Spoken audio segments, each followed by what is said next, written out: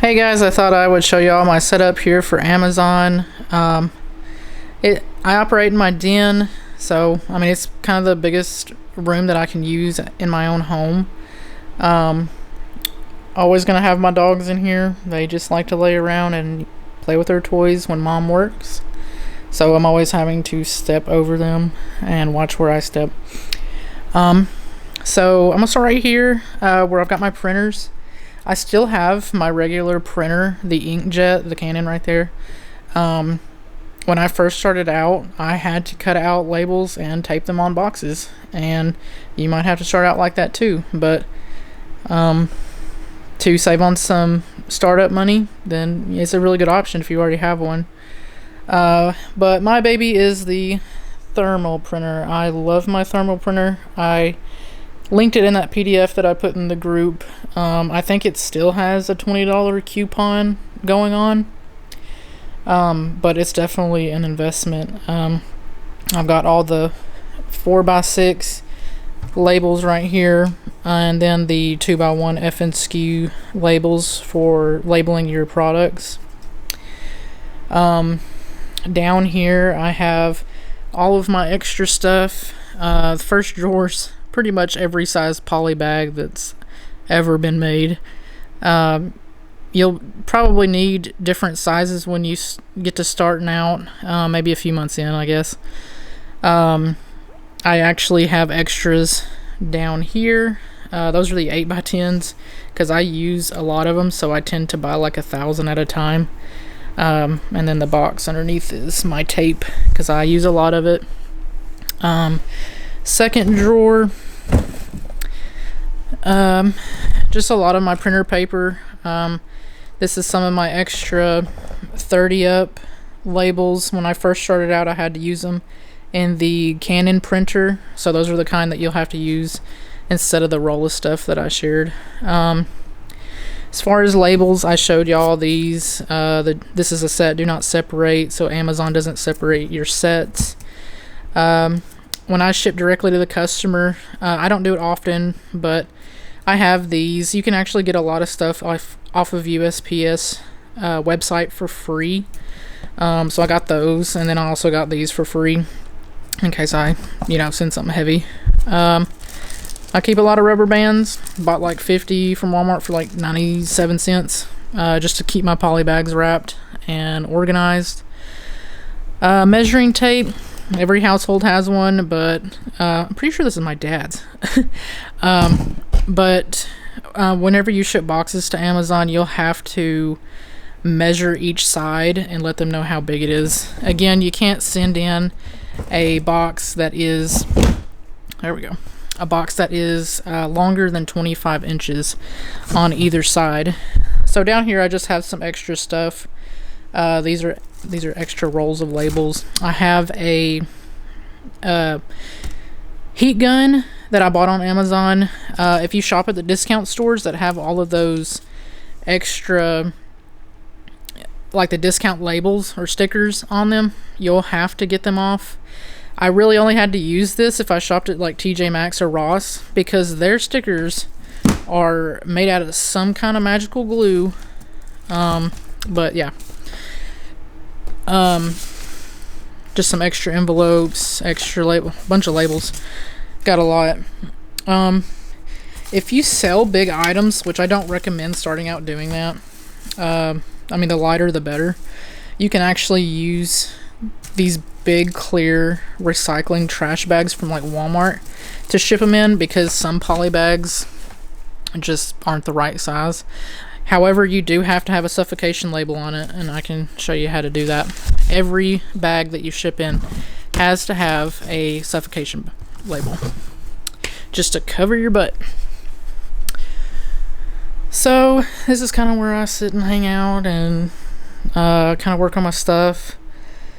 Got all my receipts here. Make sure you keep up with every single receipt. If you shop, I highly recommend getting a separate bank account. Doesn't exactly have to be a business account. I started out with a personal with Regions. I just opened it up just to separate my expenses, but keep up with every single receipt, even if you're eating out while you're shopping, keep up with that, because you can, write off your meals. But only if you're out doing business purposes, of course. Over here, I've got bubble wrap. I recommended that. The tape dispensers, the scale. Whenever you ship things into Amazon, you will have to weigh it before you ship it in, and you will have to put in how much it weighs. Cannot go over 50 pounds. I wouldn't even recommend close, because every scale is different. They'll put a strike on your account if you go over the shipping weight. Goo Gone, I have this. I've had it for a long time. It lasts a long time. If you plan on shopping at TJ Maxx, Ross, any kind of discount stores that have the really sticky stickers, it doesn't take a lot of this, only a little, because it's real greasy, but it'll help get the rest of the adhesive off of your products. With the Scotty peeler, I bought like a 2-pack of these on Amazon. This is also to help get rid of stickers if you got some really tough ones, but be careful because it can scratch. I don't know if you can see that edge. I don't think it'll really adjust, but it's sharp and it will also cut you. So I've got a lot of boxes, got a lot of envelopes under there, a lot of different sizes, extra bubble wrap. These boxes were actually, I bought from a third-party seller on Walmart.com. They're honestly the worst. They're not even pre-cut. I have to get a box cutter and cut them.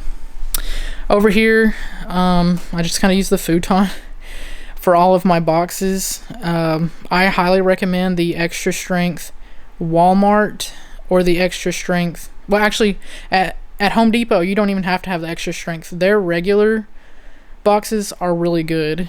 It's just that I would use the Home Depot ones, but I live really far away from Home Depot, like an hour and a half, but I'm literally 2 minutes from Walmart, so I use the extra strength Walmart boxes. I use the small and the medium. There's the medium right there. I actually use the mediums the most. You can reuse boxes. You just have to mark out every single barcode, cover, any other shipping addresses.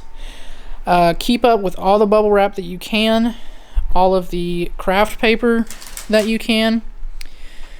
As far as these little Walmart boxes right here, I occasionally will ship to customers directly, and I like to use these little boxes. A fun fact, if you buy a 25-pack off of Walmart.com instead of buy them single inside, you actually save like half off each box. So I'd rather pay 30 cents than 60 cents. But for these envelopes right here, they're padded. These are actually free. Well, they're free to get off of USPS.com, but you will still have to pay shipping. And Amazon has heavily discounted shipping prices, which is great, especially for UPS.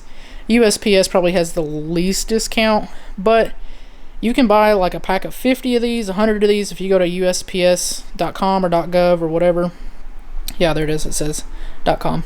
So, again, they've got stickers, they've got envelopes, they've got every kind of envelope. Like, I have so many different kinds of USPS boxes. I probably went overboard because I loved that they were free. So, got my trash can in here because when I start prepping, it gets really trashy in here. But I try to keep it pretty organized. Always dog toys in here, and a sleeping dog, but she's precious. So I'm gonna try to record a video on my laptop showing you guys how the dashboard works, the seller dashboard. Been having some issues with the audio on that, but I'll try to get it to y'all shortly. There's my nice little view out there of the backyard. But yeah, hope you guys find this video informative about some stuff that y'all need to do. But